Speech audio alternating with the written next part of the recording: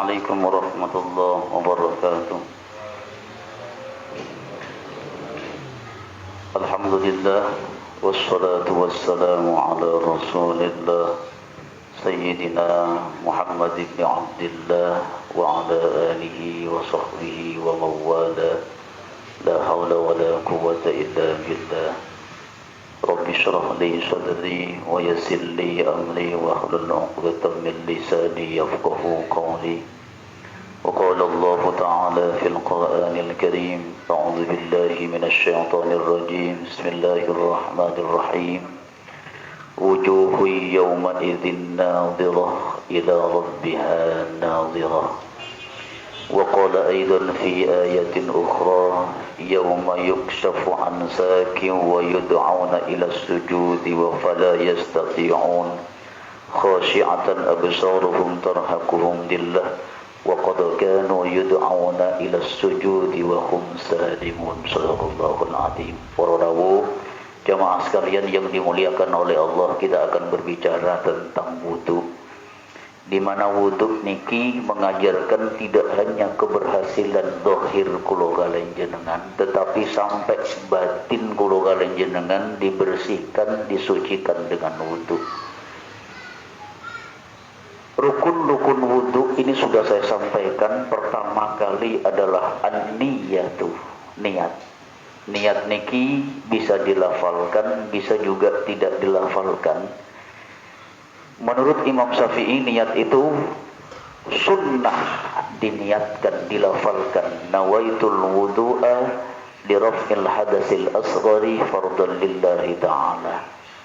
Kemudian yang kedua, ats-tsani ghuslul wajhi. Yang kedua, membasuh wajah, termasuk berkumur dan menghirup air melalui hidung. Ini bagian dari wajah yang harus kula kalian jenengan basahi. Jadi dengan demikian, sunnah-sunnah wudu itu juga bagian dari rukun-rukun wudu, di mana sebagian ulama memisahkan, sebagian ulama yang lain menyatukan. Iya sunnah, ya rukun. Jadi kalau sunnah dan rukun dijadikan satu, kulo kalian jenengan mestinya wudunya pelan-pelan, nggak langsung ke muka. Kesempurnaan wudu kulo kalian jenengan manakala kulo kalian jenengan mengawali wudu dengan membasuh tangan. Nah, membasuh tangan, tangannya dibasahi dengan sempurna sampai kukunya, jari-jarinya, celah-celah jarinya, semua. Baru setelah itu kulo kalian jenengan berkumur 3 kali. Syukur kalau bisa berdoa, doa kumur, Allahumma a'inni ala zikrika wa syukrika wa husni ibadatik. Ketika membasuh tangan, Allahumma ihfad yadi mimma asika kulliha. Di saat kulo kalian jenengan berkumur, sebagaimana doa yang saya katakan tadi, ini doa sering kita baca di setiap sholat.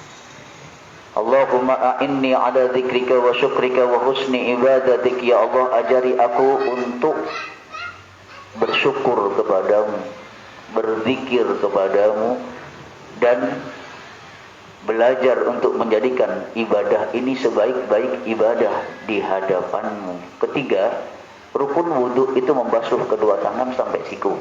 Tangan riin baru siku. 4 dan 5 mengusap seluruh kepala atau sebagian kepala menurut Imam Syafi'i. Kemudian yang ke-6 membasuh kedua kaki hingga mata kaki. Sebaik-baik mata kaki, membasuh kaki adalah ketika kaki kulo kali jenengan diangkat kakinya dibasah. Makanya sebaik anci aneh. Biar kaki ini diangkat dan tangan ini bisa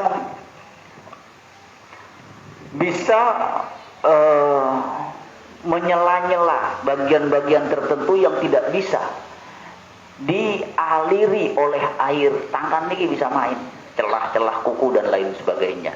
Nah, ini yang disebut dengan rukun wudu. Para jamaah yang dimuliakan oleh Allah, ini adalah materi yang kedua tentang hakikat wudu. Nah, saya ingin mengajarkan di sini tidak hanya kulo kalian jenengan faham tentang rukun wudu. Semua orang tahu syarat dan rukun wudu niku paham. Tetapi kulo kalian jenengan niku paham tuh mboten. Apa sih hakikat wudu niku? Nopo kula kalian jenengan dikengken Gusti Allah niku berwudu sebelum menghadap kepada Allah. Ada apa?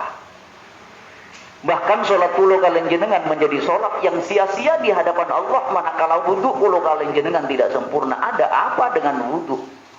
Kok sebegitunya keberadaan sholat niku tergantung pada wudunya. Ternyata di sini wudu adalah kegiatan membasuh sejumlah anggota badan dengan air untuk menghilangkan kotoran batin.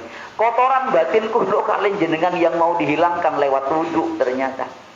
Disinilah letak kulo kalian jenengan bagaimana batin ini menjadi suci sebelum menghadap kepada Allah.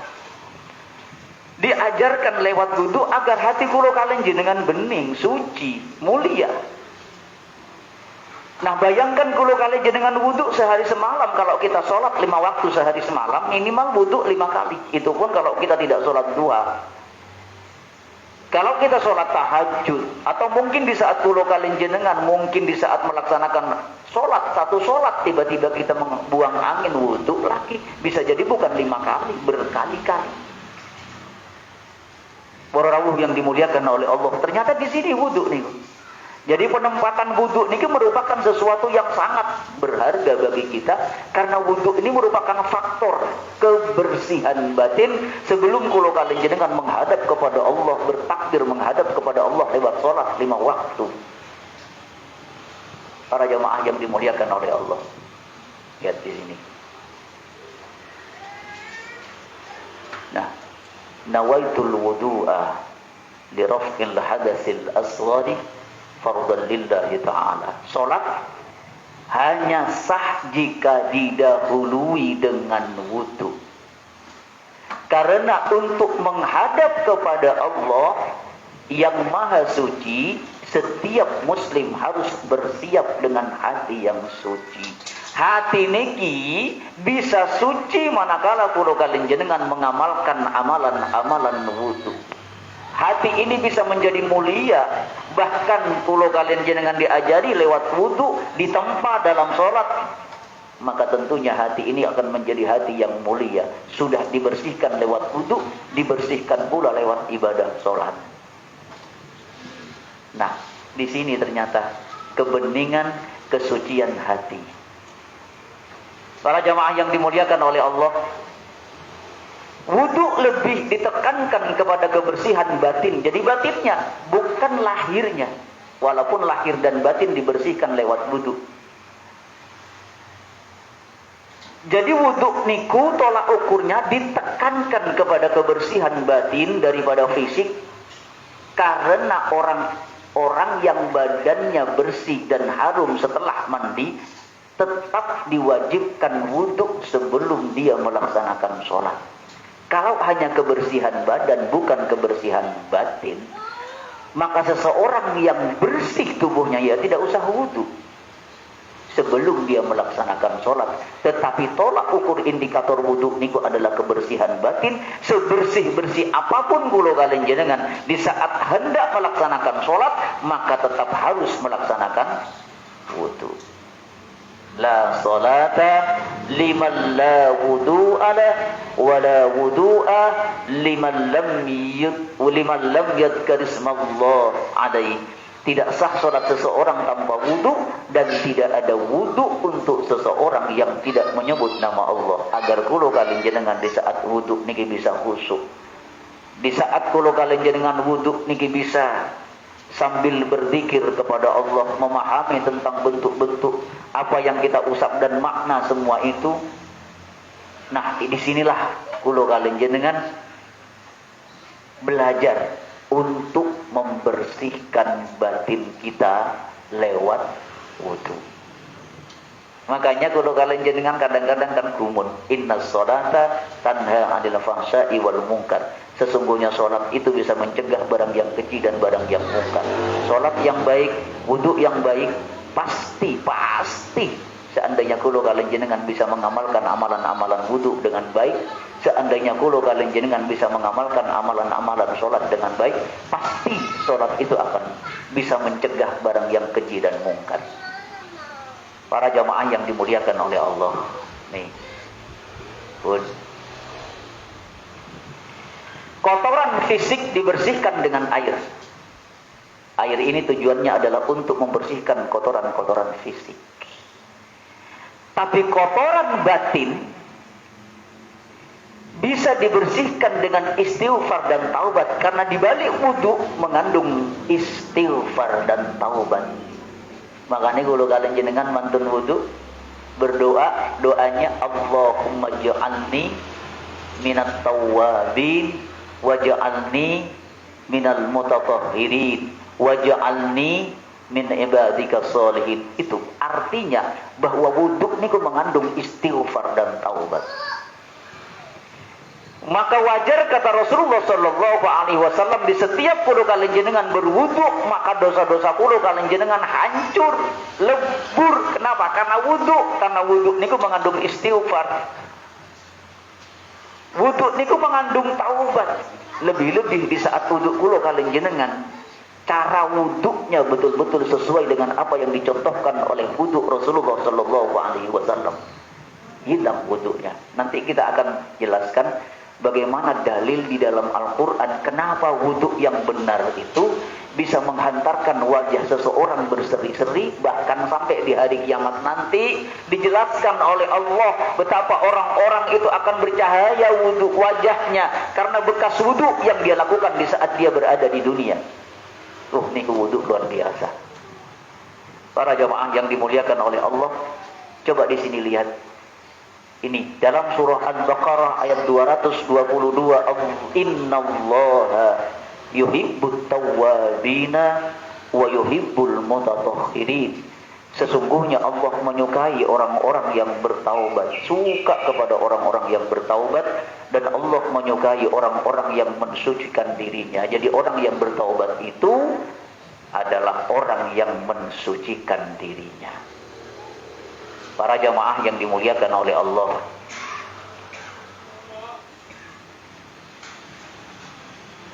wudu diakhiri dengan harapan terbentuknya pribadi yang selalu berzikir dan mensyukuri kebesaran Allah Subhanahu wa taala. Jadi tujuan dari wudu, akhir dari wudu itu harapannya adalah terbentuknya pribadi yang selalu berzikir dan mensyukuri kebesaran Allah.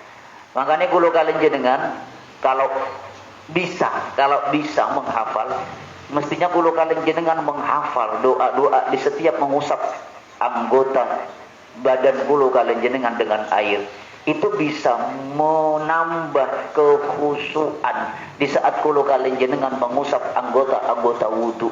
Jadi tidak hanya sekedar tubuh kulo kalian jenengan yang diusap, akan tetapi di balik itu semua ternyata mengandung pelajaran yang sangat dalam. Tadi sudah saya sampaikan ketika membasuh tangan, sebelum kita membasuh kepala, muka wajah kita dengan air di saat berwudu. Ternyata di saat membasuh tangan ini sambil berdoa, Allahumma ihfad yadi min ma'asika kulliha. Ya Allah, jagalah tangan ini ya Allah, min ma'asi, dari kejahatan yang ditimbulkan oleh tangan. Dan ini kan, coba bayangkan, ini kan kebesaran Allah, terbentuknya pribadi yang selalu berzikir. Jadi tangan ini kalau sudah melaksanakan tugas-tugas sesuai dengan anjuran wudu, tidak mungkin tangan ini menyakiti orang lain. Kalau tangan ini bisa kita laksanakan sesuai dengan ajaran-ajaran di saat membasuh tangan ini, di saat berwudu sambil berdoa, Allahumma ihfad yadi min ma'asika kulliha, tidak mungkin tangan ini bisa melukai orang, mencederai orang, bahkan membunuh orang, enggak mungkin. Yang disebut dengan terbentuknya pribadi yang selalu berzikir. Zikirnya tangan seperti apa? Tangan ini bisa dikatakan berzikir di saat tangan ini melaksanakan fungsi tugas dengan sebaik-baiknya, sesuai dengan ketentuan yang telah diperintahkan oleh Allah lewat Al-Quran dan Al-Hadis. Jadi dari tangan ini tidak melakukan perbuatan-perbuatan yang melanggar, tidak melakukan perbuatan-perbuatan yang dilarang oleh agama. Ngapunten, kadang-kadang ada pertanyaan yang masuk ke saya, Ustaz, saya kan kerja, iya, tapi kan saya kerjanya di naik klub, Ustaz. Iya, oke, kerja di naik klub. Kemudian pertanyaan saya, yang kau kerjakan di naik klub apa? Ya saya menyuguhkan minuman-minuman keras. Pertanyaan saya, siapa? Dengan alat organ apa Anda menyuguhkan minuman-minuman keras itu? Tangan. Nah, ini kan tangan. Tidak termasuk Allahumma ihfad yadi mimma asika kulliha. Itu minuman keras disuguhkan kepada pengunjung. Memang bekerja, tapi itu minuman keras kan haram hukumnya. Allah melaknat orang yang meminumnya, orang yang menyuguhkannya, orang yang membuatnya, orang yang menjualnya, orang yang membelinya, bahkan orang yang menunjukkannya ikut. Hukumnya adalah haram. Itu bermula dari tangan. Para jamaah yang dimuliakan oleh Allah,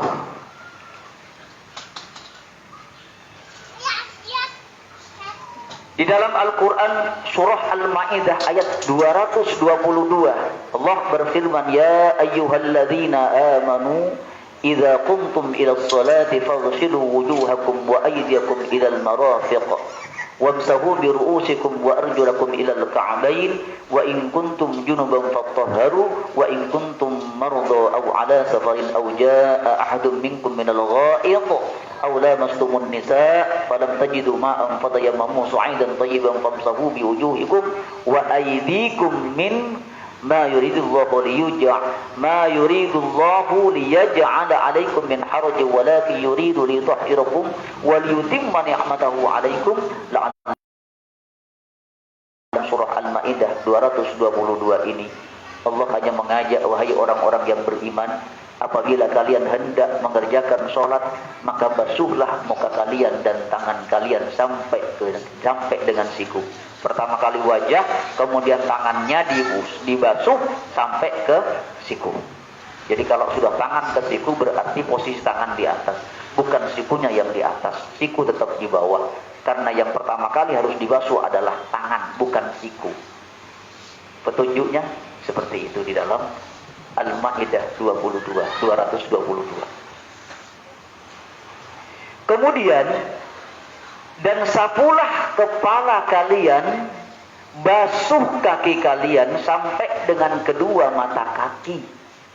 Dan jika kalian junub, maka mandilah. Dan jika kalian sakit atau dalam perjalanan, atau kembali dari tempat buang air, atau menyentuh perempuan, lalu kalian tidak memperoleh air, maka bertayamumlah dengan tanah yang baik. Sapulah muka kalian dan tangan kalian dengan tanah itu. Allah tidak hendak menyulitkan kalian, tetapi Dia hendak membersihkan kalian dan menyempurnakan nikmatnya bagi kalian, supaya kalian menjadi hamba yang bersyukur kepada Allah Subhanahu wa ta'ala. Ujung-ujungnya juga syukur pada jamaah. Jadi kalau kalian jenengan diajari oleh Allah Subhanahu wa ta'ala bagaimana memfungsikan seluruh anggota tubuh ini, agar seluruh anggota tubuh ini bisa kita gunakan untuk mensyukuri pemberian Allah, nikmat-nikmat Allah. Para jamaah yang dimuliakan oleh Allah, nikah. Nabi Sallallahu Alaihi Wasallam menegaskan bahwa fungsi wudhu sebagai pembersih dosa jika dikerjakan dengan penghayatan dan zikir. Nah, ini kalau jenengan harus belajar nih. Dihayati. Caranya ya nopo Ustaz dihayati? Ya harus ngerti doa nih. Tidak hanya sekedar doanya, tapi faham sak makna nih. Biar kalau kalian jenengan hati ini ikut berwudu. Kalau hanya urusan lisan, sementara kalau kalian jenengan tidak memahami maknanya, maka hati tidak akan bergetar.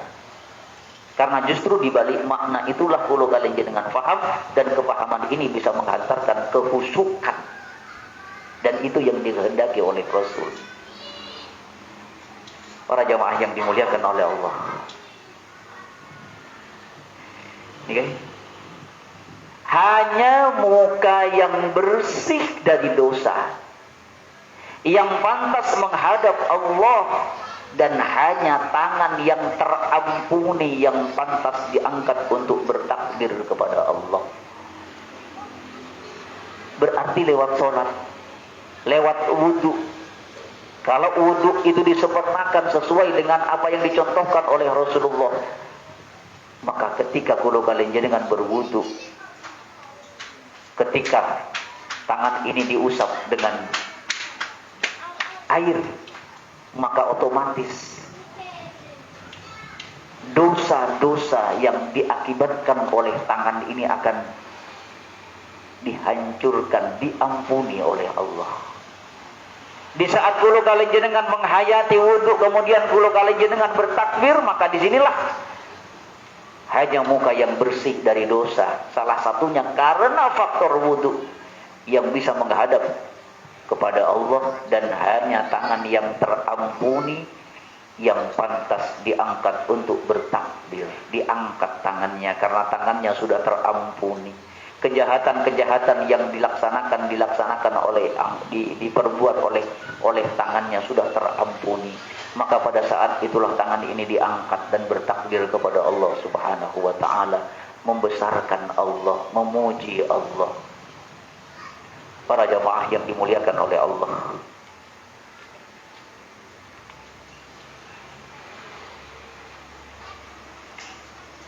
tamu-tamu kula ngantuk kena kipas nih.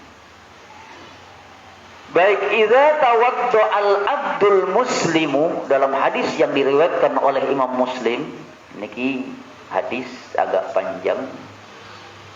Idza tawadda al-abdul muslimu, jika seorang hamba muslim atau mukmin sedang berwudu. Kulo kalian jenengan niki kan mukmin muslim. Apa bedanya mukmin dengan muslim? Beda. Kalau muslim itu orang yang mengajar, orang yang melaksanakan amalan-amalan rukun Islam. Kalau mukmin orang yang melakukan amalan-amalan rukun iman. Makanya rukun iman itu di atasnya Islam. Ya kok bisa Ustaz? Iya bisa, walaupun sebetulnya orang Islam itu syaratnya ya 5 itu. Ya syahadat, ya sholat, ya zakat, ya puasa, ya haji. Itu Islam. Tetapi ini wonten tiyang moco syahadat tok, salat ora, zakat opo maning, puasa ora, haji ora, tapi dia baca syahadat, maka dia masih dikategorikan orang Islam, walaupun ada embel-embelnya Islam KTP.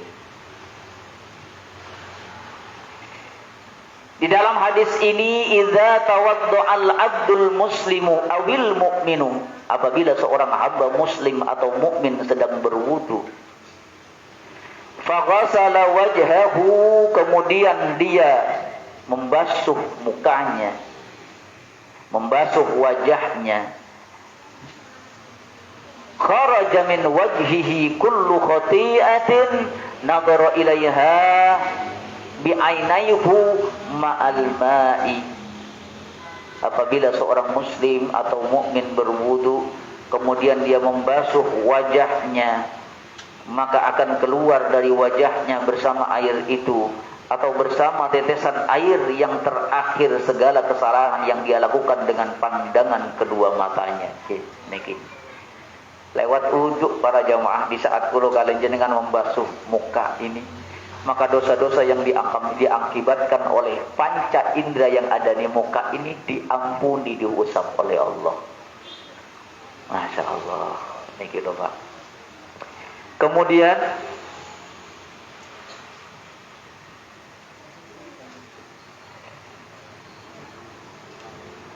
maka akan keluar dari wajahnya bersama air itu, atau bersama tetesan air yang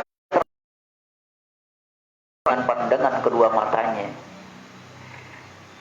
Au ma'a akhiri qatril ma'i fa idza ghasala yadayhi kharaja min yadayhi kullu khati'atin kana batashatha yadahu ma'al ma'i. Apabila ia membasuh kedua tangannya, maka akan keluar dari kedua tangannya bersama air itu, atau bersama tetesan air yang terakhir segala kesalahan yang dia lakukan dengan kedua tangannya. Coba diampuni oleh Allah. Luar biasa ini. Kemudian fa idza ghasala rijlaihi kharajat kullu khati'atin masyadha rijlahu ma'al ma'i aw ma'a akhiri qatril ma'i hatta yakhruja naqiyan minadh dhunubi. Kata Rasulullah, apabila dia membasuh kedua kakinya, maka akan keluar bersama air atau bersama tetesan air yang terakhir segala kesalahan yang ia lakukan dengan kedua mata kakinya, sampai akhirnya ia akan pulang dalam keadaan bersih dari dosa. Masya Allah. Ternyata wudhu tok niku mawon bisa menghancurkan dosa-dosa kulo kali jenengan. Wudhu tok niku, asalkan wudhu kulo kali jenengan dilaksanakan dengan sebaik-baiknya, boten kususu khusyuk merata, boleh luar biasa di hadapan Allah. Pun para jamaah yang dimuliakan oleh Allah, kedap kula ngantuk kenging niki. Jika wudhu sekedar formalitas menyiram dan mengusap air tanpa mengingat Allah, maka dia akan menghasilkan kesegaran fisik. Nah niki yang terjadi kan ini. Nek kula kali jenengan dereng memahami hakikat wudhu. Maka yang terjadi ketika kula kali jenengan, ketika wudhu mantun wudhu sing seger niku awake, batine ora. Kenapa? Karena kita hanya sekedar formalitas menyiram dan mengusap air tanpa mengingat Allah, tanpa berzikir kepada Allah, tanpa berdoa kepada Allah, padahal di situ justru kekuatan batinnya nyambung dengan Allah di saat wudhu. Dan manakala wudhu kulo kali jenengan sempurna di hadapan Allah, maka sholatnya pun insya Allah akan menjadi sholat yang sempurna. Hadirin yang dimuliakan oleh Allah,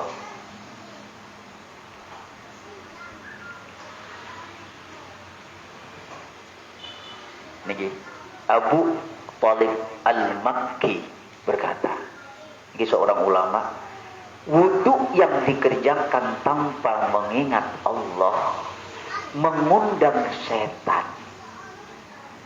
Padahal setan, lalu setan akan mengerumuninya seperti lalat yang mengerumuni tetesan madu.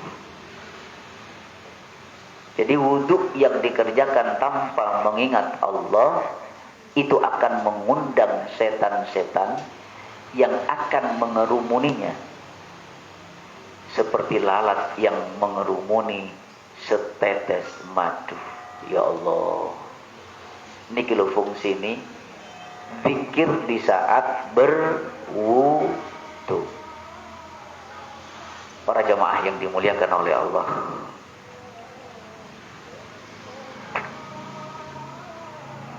wudu adalah sarana pembersih jiwa. Ini kembali ke awal malih. Wudu adalah sarana pembersih jiwa yang dimulai dari bagian yang paling luar dari tubuh sampai bagian yang paling dalam, yakni rohani kita. Jadi wudhu niku sebagai sarana agar kulo kalian jenengan menjadi orang yang baik, menjadi orang yang arif, menjadi orang yang bijak, menjadi orang yang bertanggung jawab. Pun para jamaah yang dimuliakan oleh Allah, Rasulullah Shallallahu Alaihi Wasallam membedakan wudhu yang disertai dengan zikir dengan wudhu yang tidak disertai zikir. Nah, atas kalau sudah berkenaan dengan zikir, pertanda bahwa wudhu kulo kalian jenengan jangan kesusu, Pak. Dinikmati pelan. Barang siapa mengingat Allah ketika wudhu, kata Rasulullah, hadis yang diriwayatkan oleh Daruqutni dari Abu Hurairah, siapa Rasulullah membedakan wudu yang disertai zikir dengan yang tidak disertai zikir. Barang siapa mengingat Allah ketika wudu, maka seluruh tubuhnya akan disucikannya dengan air wudu itu. Dan barang siapa yang tidak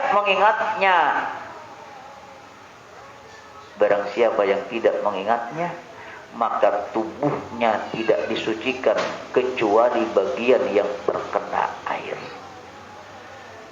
Ya Allah. Ya. Maka kalau kalian jenengan ketika wudu, ayo wajib kiranya kita mengingat Allah. Jangan sampai di saat wudu pikiran kulo kalian jenengan melayang-layang kemana-mana. Jangan. Ternyata wudu niki butuh kehusukan. Wudu niki butuh kesempurnaan. Baik. Para jamaah yang dimuliakan oleh Allah. Kita lanjut saja. Niki. Kebersihan pakaian, keharuman dan kerapian pakaian itu, tempat dan badan yang suci dari najis merupakan persiapan sholat secara fisik, sedangkan wudu merupakan persiapan secara rohani untuk berdiri di hadapan Allah. Dan seorang muslim harus menyiapkan ruh dan jiwa. Wudu adalah sarana pengalihan perhatian dari alam materi. Niki wudu, Pak. Luar biasa wudu niki nek dioncei. Kalau diambil referensi dari berbagai tempat, ternyata wudu niki luar biasa. Makanya tidak jarang kalau para sahabat itu pernah nadai air wudunya kemudian diberikan kepada orang yang sakit sambil membaca ayat kursi 3 kali, ditiupkan kepada air itu, ternyata dengan izin Allah orang yang dikasih minum bekas air wudu itu sembuh. Para jamaah yang dimuliakan oleh Allah, inilah ayat yang saya bacakan di awal tadi. Wujuhu yawma idzin nadhirah. Wujuhu yawma idzin nadhirah. Wajah-wajah mereka orang-orang mukmin yang berwudu ketika dia hidup di dunia, kata Allah, akan berseri-seri karena bekas wudunya yang dilaksanakan ketika kulo kalian jenengan berada di dunia, dan wudu kulo kalian jenengan wudunya sempurna di hadapan Allah. Dampaknya adalah wajah-wajah orang-orang mukmin pada hari itu berseri-seri karena dia mendapatkan kemuliaan di alam barzakh. Para jamaah yang dimuliakan oleh Allah, wajahnya yang berseri-seri karena bekas wudunya yang sempurna ketika dia hidup di alam dunia. Di alam barzakh pun juga wajahnya berseri-seri karena bekas wudu. Bahkan hatta di akhirat nanti Allah mengatakan di sini, ila rabbiha nadhirah. Pada hari itu wajah mereka berseri-seri, ila rabbiha nadhirah. Dan kepada Tuhannya mereka memandang. Wajahnya berseri-seri, pertama karena bercahaya, nikmatan orang-orang yang masuk ke dalam surga, ila rabbiha nadhirah, dengan mata telanjang.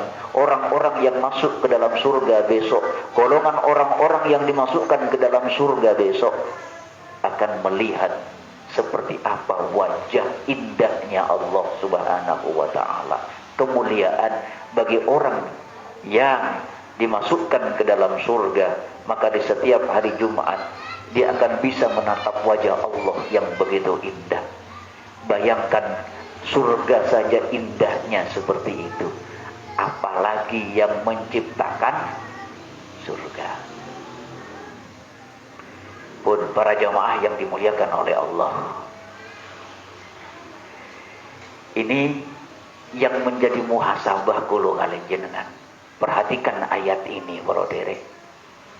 Makanya kula niki boten kaget nggih, ten pundi-pundi boten kaget. Rasanya saya sudah keliling Surabaya gitu. Tentang pengajian, lebih-lebih nih pengajian niku rutin angel memang. Tapi ketika panjenengan mau mengistiqomahkan dengan pengajian rutin ini, maka luar biasa panjenengan.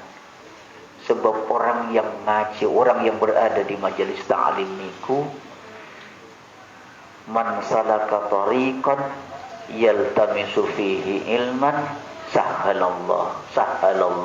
Orang yang di dalam hatinya selalu ingin menuntut dan menuntut ilmu, maka besok akan Allah mudahkan dia masuk surga. Lihat ayat ini para jamaah. Bagaimana Ustaz orang yang mendengarkan seruan adzan, padahal dia tidak sakit, padahal dia sempat, tetapi dia seperti orang yang tidak sempat, seperti orang yang sibuk, padahal di rumah ongkang-ongkang kaki.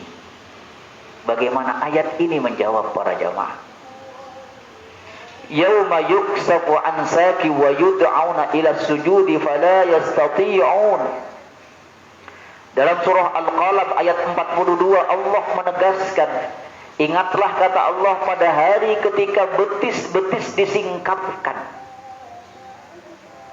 Artinya apa? Besok orang tidak pakai busana ketika berada di alam akhirat. Karena saat itu alam ruh. Lalu pertanyaannya, kalau alam ruh kenapa kok ada siksa di neraka? Wallahu a'lam bissawab. Orang yang masuk neraka dikembalikan oleh Allah jasadnya, sebab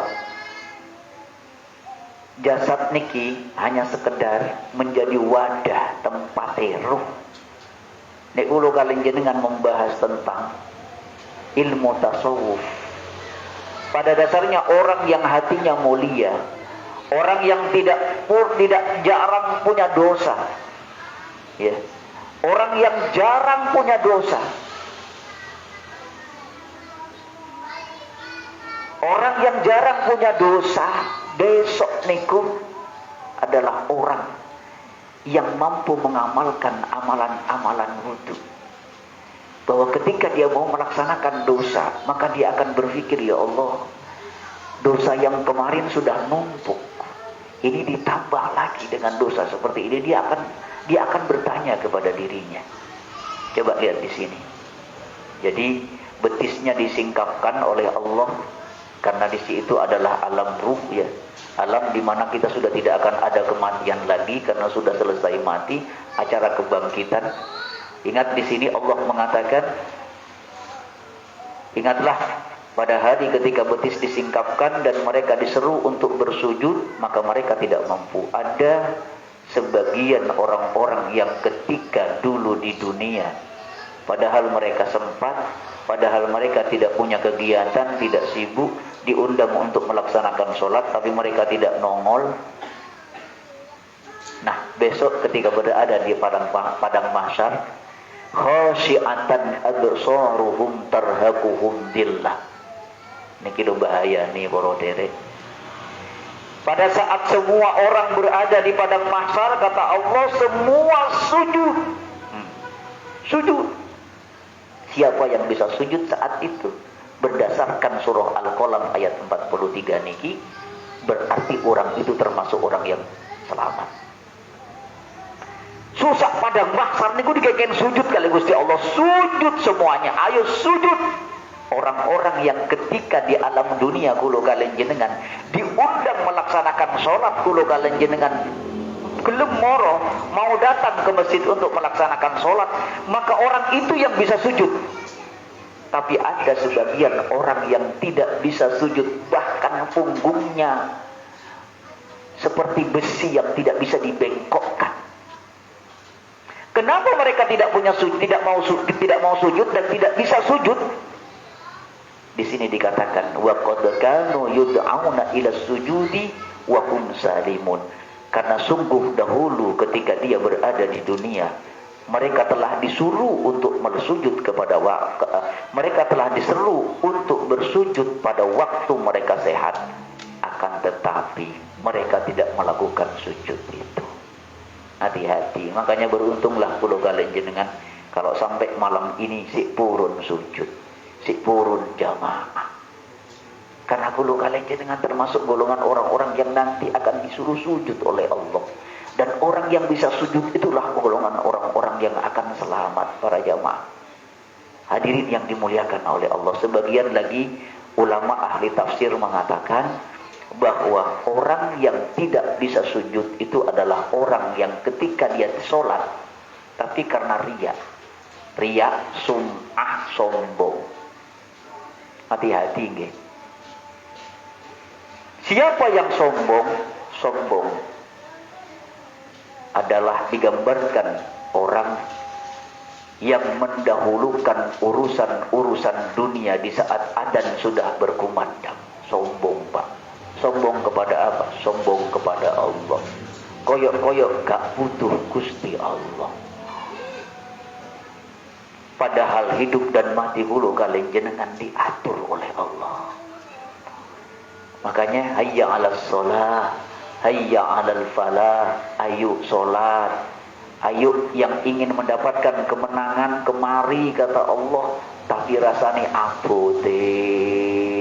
Amin amin. Nggih napa nggih? Abot, Pak. Padahal para sahabat dulu niku ya Allah gak peduli sekalipun rumahnya jauh. Bahkan harus melewati hutan belantara di Madinah niku masih hutan, Pak.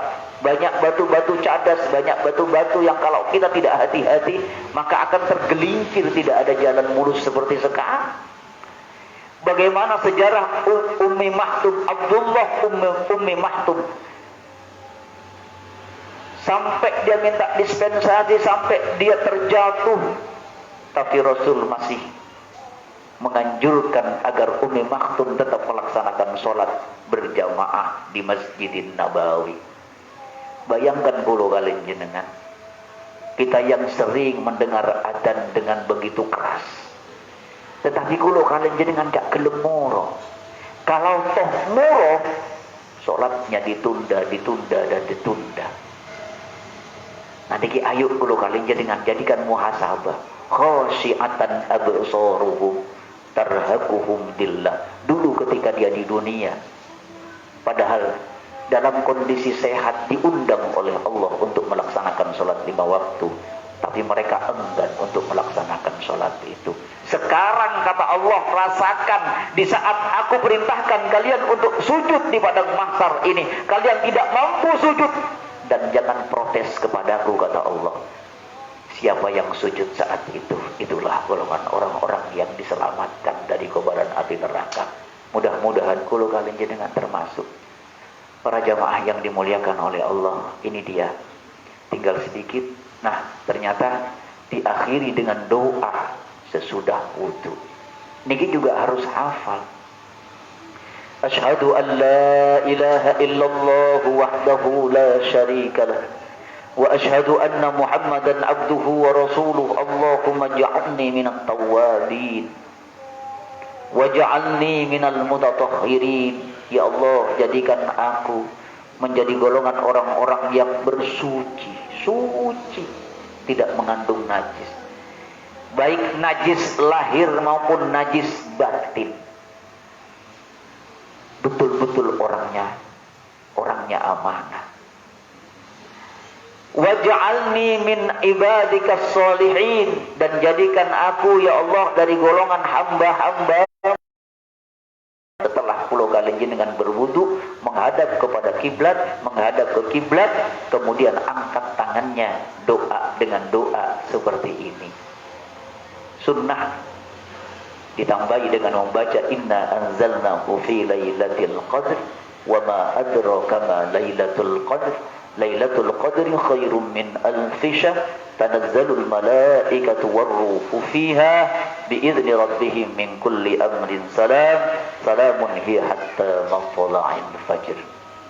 Para jemaah yang dimuliakan oleh Allah, sebentar lagi adzan isya berkumandang. Monggo lo dirasani pun medal. Monggo masih ada waktu sedikit, siapa yang ingin bertanya. Malam ini para jamaah insya Allah ada sponsor.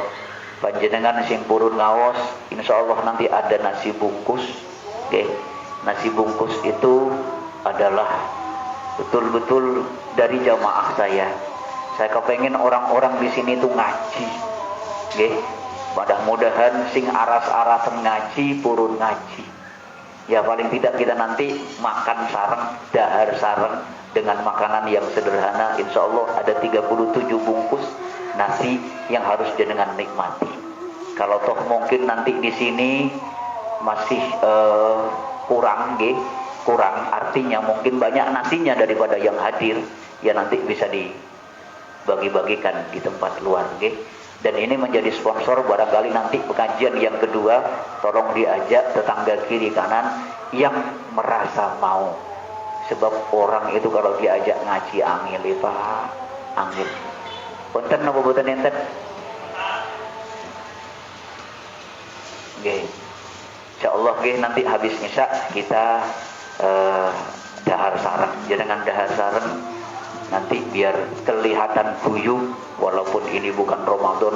Tuh itu ada sponsor itu nanti akan setiap ada pengajian saya insya Allah mungkin nanti saya usahakan selalu ada nasi minimal 30 bungkus pun mudah-mudahan jadi ilmu. Saya mohon maaf, hadanallahu wa iyyakum ajma'in. Subhanakallahumma wa bihamdika asyhadu an la ilaha illa anta astaghfiruka wa atubu ilaik. Tak terasa niki sampun isya. Assalamualaikum warahmatullahi wabarakatuh.